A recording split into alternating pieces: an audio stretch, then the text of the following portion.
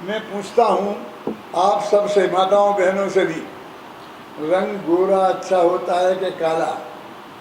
तो आप इसमें क्या पूछना, ये तो बच्चा बच्चा बता देगा।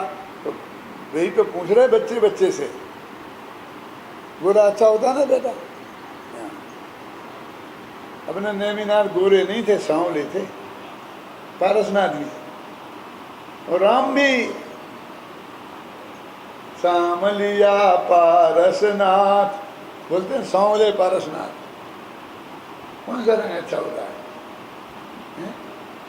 अरे भाई, जिस का सांवले रंग को तुम अच्छा नहीं मानते हो और गोरे रंग को अच्छा मानते हो, अंग्रेज लोग जो गोरे हैं वे घंटों धूप में पड़े रहते हैं समुद्र के किनारे, बिल्कुल नंगे बदन, चाहते हैं कि थोड़ा उनका रंग अपना जैसा सांवला हो जाए, उन्हें सांवला अच्छा लगता है।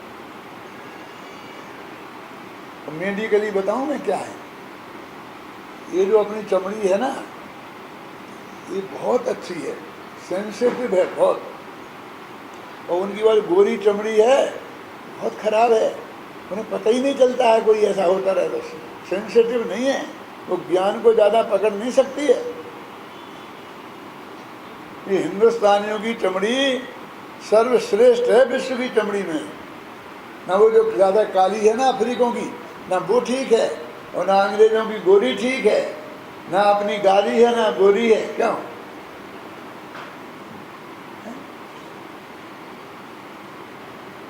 बोलो कौन सा रंग अच्छा होता है?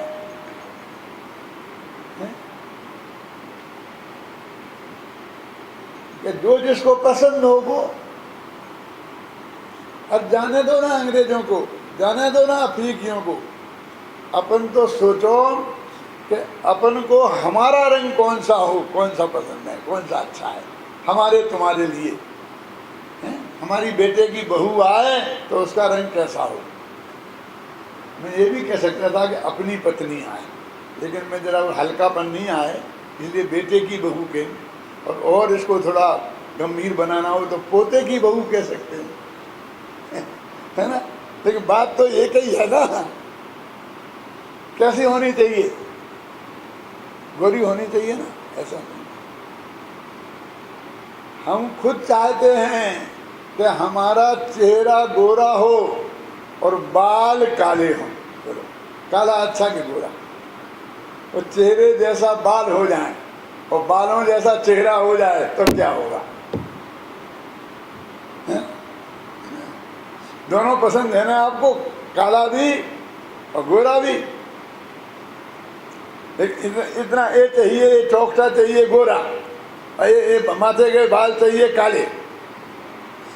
न काला अच्छा है न गोरा अच्छा है, बस हमने अंदर से जिसको हमें राग में हमने मान लिया, बस वो अच्छा है। तो राग देश के आधार पर अच्छे बुरे का निर्णय होता है। लेकिन अब इस दुनिया में एक प्रश्न पूछता हूँ छोटा सा, ज्ञान का निर्णय कौन करता है? ज्ञान निर्णय करता है सच्चे झूठे का, राग निर्णय करता है अच्छे बुरे का, और श्रद्धा निर्णय करती है अपने पराये का। इतना याद रखना। फिर एक दफा दोहरा देता हूँ, श्रद्धा निर्णय करती है अपने और पराये का, ज्ञान करता है सच्चे और झूठे का, और राग करता है अच्छे और बुरे का। अब दुनिया में कौन सच्चा है, कौन अच्छा है? तो ना कहते हैं कि सच्चा आदमी अच्छा है और ना अच्छा आदमी अच्छा है, अपना अब अच्छा है। क्या समझ में आती है? दुनिया में सर्वस्व समर्पण अपने के लिए किया जाता है, अच्छे के लिए नहीं, सच्चे के लिए नहीं। रानी साहब ने कहा रसोन से कि जा स्कूल में, आज गए ना राजा राजकुमार साहब, वो खाना नहीं ले जा पाए, इसलिए ये खाना बढ़िया बनाया है तो तू राजकुमार को स्कूल में दे के आ। वो गई दौड़ती दौड़ती, उसने पूछा कि मैं तो राजकुमार को जानती नहीं हूँ, तो मैं किसे दूंगी? तो पगली, तू राजकुमार को जाना जाता है क्या? जो सबसे बढ़िया हो दिखे, तो सबसे बढ़िया प्यारा लगे, समझ लेना राजकुमार। क्या उसे दे आना।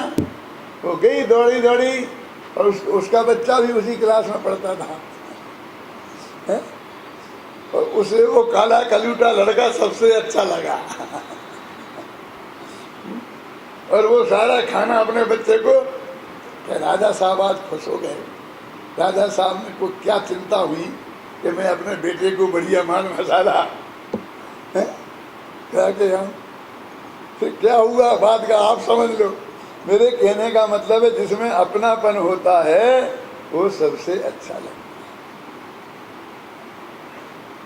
अपने आत्मा में अपनापन यदि होगा तो ही वो सबसे अच्छा होगा। दुनिया में जितना भी पदार्थ हैं उनमें सबसे बढ़िया मेरे लिए कौन? कि अपना भगवान आत्मा। क्यों? क्योंकि वो अपना है। आप यहाँ से बैठ करके और लंदन जा रहे हैं, ब्रिटिश एयरवेज से, एयर इंडिया से नहीं, जरा ध्यान से सुनना। एयर इंडिया में जाओ तो हिंदुस्तानी लोग ज़्यादा मिलेंगे और गोरे काले लोग कम मिलेंगे। ब्रिटिश एयरवेज में जाओ, अमेरिकन एयरवेज में जाओ तो भी गोरे भूरे ज़्यादा मिलेंगे और अपने हिंदुस्तान के लोग कम मिलेंगे। भाग्य से उस फ्लाइट में वो अपनी जैसी चमड़ी वाला अकेला ही था, सब गोरे गोरे गोरे गोरे गोरे। तो बेचारा उदास बैठा, क्योंकि कोई अपना है ही नहीं। देखो मजा नहीं आता, चेहरे पे मुस्कान नहीं दिखेगी उसके, क्योंकि कोई अपना है ही नहीं। लेकिन उसकी आंखें निरंतर सब जगह देखती हैं कि कोई आदमी एकाध तो होगा अपनी चमड़ी जैसी चमड़ी वाला, यानी अपना। इतने में एक आदमी अपनी चमड़ी जैसा दिखा तो बस उसकी निगाह उस पर लग गई। लेकिन ना तो उसके बगल की सीट खाली थी और ना अपने बगल की सीट खाली थी, ना तो उसके बगल में जाके बैठ सकता था, ना उसे अपने बगल में बुला सकता था। क्या करे? लेकिन दृष्टि का विषय वही बन गया बस उसके ज्ञान का गेय कौन बन रहा? वही अपनी चमड़ी जैसा वाला है? उसके बगल वाला आदमी उठ के पेशाब करने गया तो जे उठाओ दौड़ के जाके 2 मिनट को ही सही उसके बगल की कुर्सी पे बैठ गया। वो पेशाब से लौट के आएगा तो उठना पड़ेगा ना। लेकिन इतना समागम मिल जाए अपने का, जाके ही पूछा तुम कौन हो, कहाँ से आए? क्यों? अंदर से उत्साह से, और उसने कहा पाकिस्तान से। ये क्या हो गया? जिसे अपना मान के गया था वो तो अपना नहीं निकला। यदि वो कहे कि मैं हिंदुस्तानी हूँ तो वहीं बैठे रहता, बहुत बातें करता, प्रेम से आनंद आ जाता। लेकिन वो आनंद काय में से आता? बोलो, अपनेपन में से आता। वो अपना नहीं है तो मजा नहीं आया। अच्छा चलो अपना सही, हिंदुस्तानी सही। उसने कहा कि हिंदुस्तान के। अच्छा, 1 सेकंड आनंद रहा और अगले ही क्षण हिंदुस्तान में कहाँ से? क्यों? गुजरात से। अरे तमें गुजराती थी, हमें पर गुजराती थी। एकदम रोमांच हो गया, जैसे समय दर्शन हो गया हो। क्यों? अपना गुजराती मिल गया, फिर क्या पूछना? फिर संशय खड़ा हुआ। गुजराती तो छो, पर कौन से गांव के? राजकोट ना। अरे हमें पर राजकोट ना चाहिए, और फिर तो खांकड़े निकल आए, गांठिया निकल आया, टिफिन खुल गया। क्यों? कितना आनंद बरसने लगा। मैं पूछता हूँ ये आनंद काय में से आया? कुछ गुजराती में से आया? ऐसा भी हो सकता है कि वो जो गुजराती है बगल का, वो अपना सामान ही उड़ा ले जाए, जेब काट के ले जाए, हैं? और वो जो अंग्रेज बैठा है वो शांति से कुछ नहीं करे, लेकिन हमें जिसमें अपनापन आता है उसकी संगति पसंद आती है। तो महिमा बोलो अच्छे की है, सच्चे की है कि अपने की है? आनंद की वर्षा अपने में से आती होती है। आज तक हमारा ये आत्मा अपने ही घर में पराया बेटा बन के रह गया, और शरीर अपना हो गया। शरीर की सेवा करने के लिए हम कितने तैयार हैं? यद्यपि हमने खूब बारे भावना में पढ़ा था, नवे द्वारे बहे घेने कारी, अस देह करे के में यारी, पले रुद्र राधे मल थैली, की कस बसा दी तैं मैली, नवे द्वारे बहे घेने कारी, अस देह करे के में आरी। कितने गीत हमके सुने थे कि कितना गंदा है शरीर। इस देह के संयोग में जो वस्तु पल भर आएगी वह भी मलिन मल मूत्रमय दुर्गंधमय हो जाएगी। ये कितना बढ़िया शरीर है, अपन ने नहाया हमाम साबन से बहुत बढ़िया, और फिर एक बनियान पहन ली। क्यों?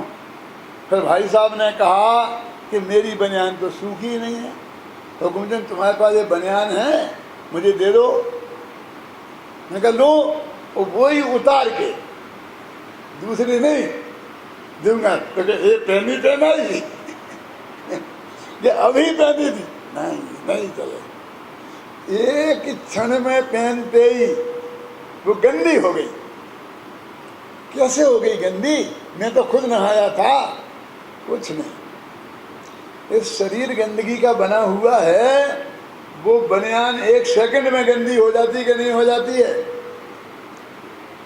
इस देह के संयोग में जो वस्तु पल भर आएगी, एक पल को आएगी, वह भी मलिन मलमूत्रमय दुर्गंधमय हो जाएगी।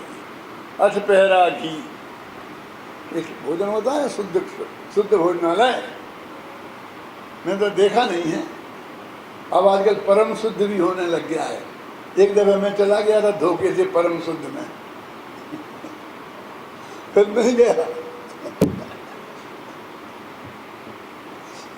अठपहरा घी, हाथ चक्की का आटा, समझे ना? तत्काल गाय के अपने सामने लगा हुआ दूध, और क्या क्या होता मुझे पता नहीं है।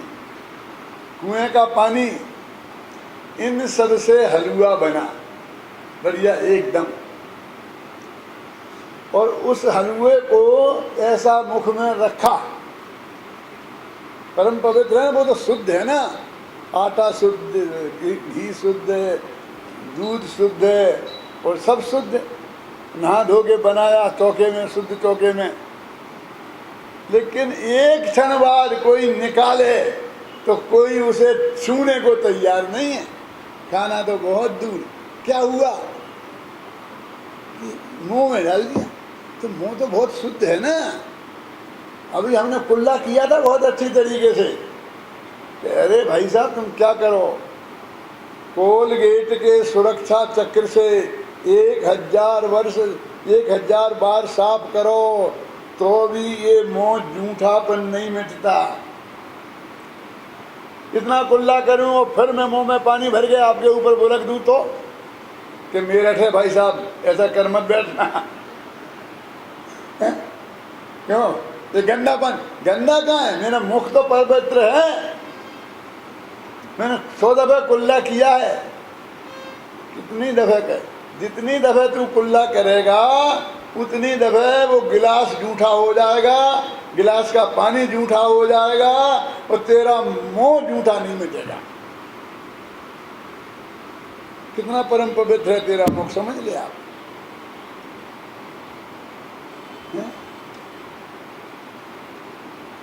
और वही हलवा यदि 2-4 घंटे को पेट में चला जाए और वहाँ नहीं पचे और वोमिटिंग हो जाए तो वही माल निकलेगा क्या? नहीं।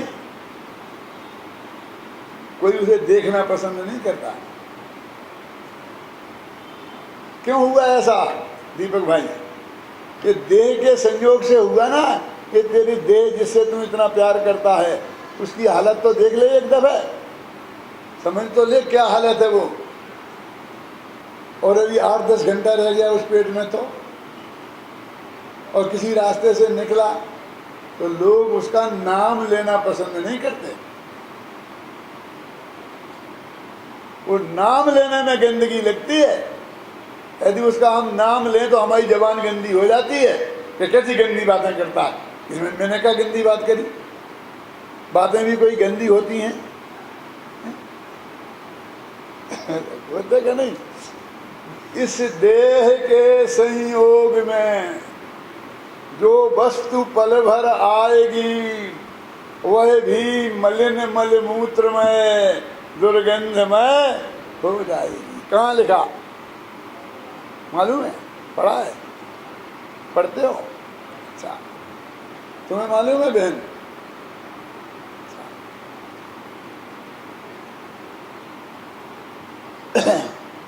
इस देखो, लेकिन एक चीज ऐसी है कि इसके संयोग में रही और जूठी नहीं हुई, गंदी नहीं हुई। कौन सी चीज है वो? किंतु रहे इस देह में निर्मल रहा जो आत्मा, वह ध्येय है सिद्धेय है और गेय भी वह आत्मा। इस गंदे शरीर में जीवन भर रहा, लेकिन उस आत्मा में रंच मात्र भी गंदगी नहीं चेपी। वो जो आत्मा है वो सिद्धेय है। सिद्धेय है माने अपना मानने लायक है। वो आत्मा में ये मैं हूँ ऐसी मान्यता होना, उसका नाम क्या है? समझने की दर्शन। कितना सरल है बोलो। अब क्या करना पड़ेगा इसके लिए? कितने उपवास करना पड़ेंगे, कितना व्रत करना पड़ेंगे, कितने का दान देना पड़ेगा, किन किन तीर्थों की यात्रा करनी पड़ेगी, मैं कुछ नहीं बताऊंगा, क्योंकि जिसके बारे में बताऊंगा वही मेरा शत्रु हो जाएगा। तीर्थ के बारे में कहूँगा तो तीर्थ वाले शत्रु हो जाएंगे।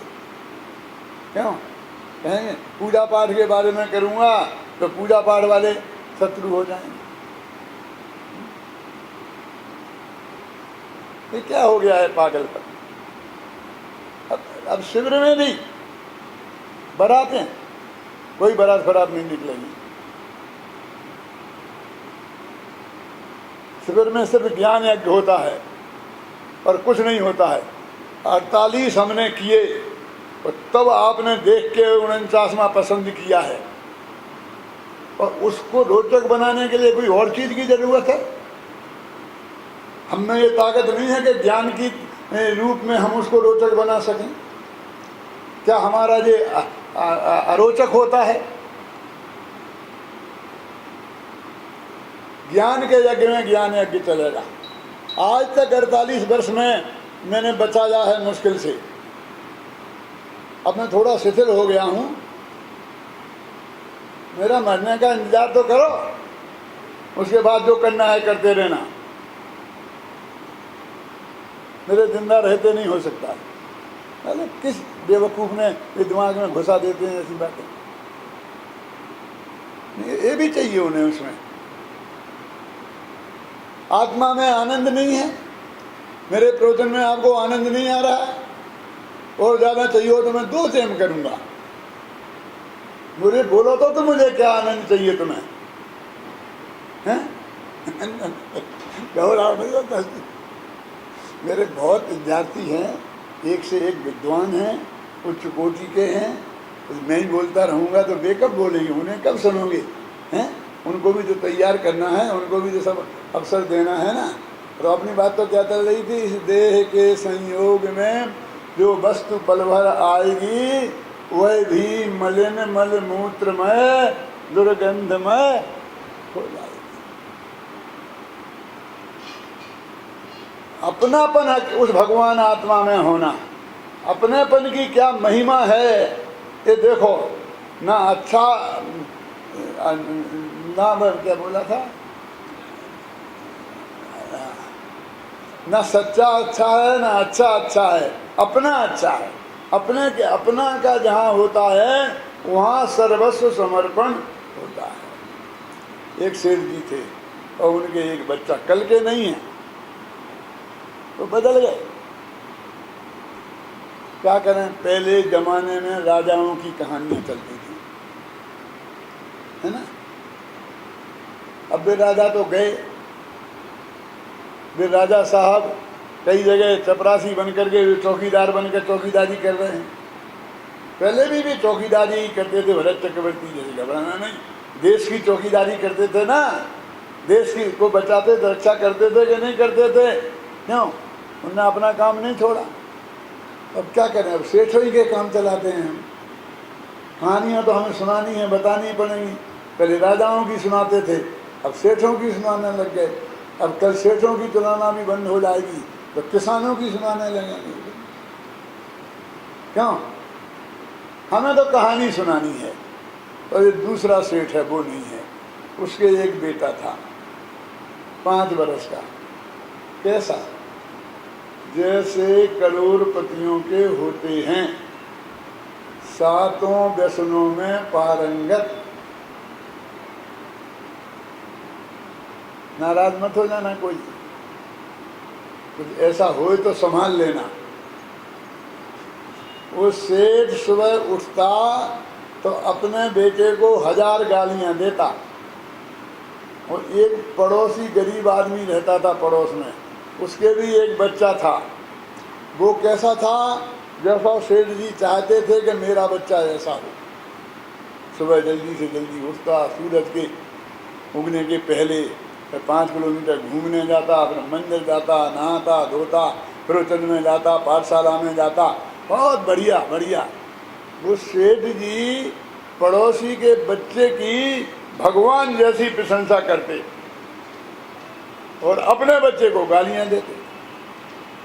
इसे सुन सुन कर लोगों को ऐसा लगने लग गया था कि सेठ जी अपनी सारी संपत्ति इस पड़ोसी के बच्चे को दे के जाएंगे और अपने नालायक बेटे को कुछ नहीं देंगे। समझ में आया ना? क्योंकि वो उसकी इतनी प्रशंसा करते, अपने बेटे की निंदा करते। एक दिन अपने बेटे से बोले, अबे नालायक, देख वो 5 बजे उठ जाता है, 5 किलोमीटर घूमने जाता है, मंदिर जाता है, तू अभी तक सो रहा है, 9 बज गए। शर्म नहीं आती? अरे अभागे, तू मेरे घर में पैदा हो गया इसलिए गुलछर्रे उड़ा रहा है। किसी गरीब के घर में पैदा हुआ होता तो पता चलता आटे दाल का। अरे अभागे, तो लड़का बोला, पापा बहुत हो गया, अब आगे एक शब्द मत बोलना। क्यों? कि आप मुझे अभागा नहीं कह सकते। कि क्यों नहीं कह सकते? कि जिसको ऐसा कमाऊ बाप मिला हो वो अभागा कैसे हो सकता है? अभागे तो आप हो, जैसे मेरे जैसा कमाऊ बेटा मिला।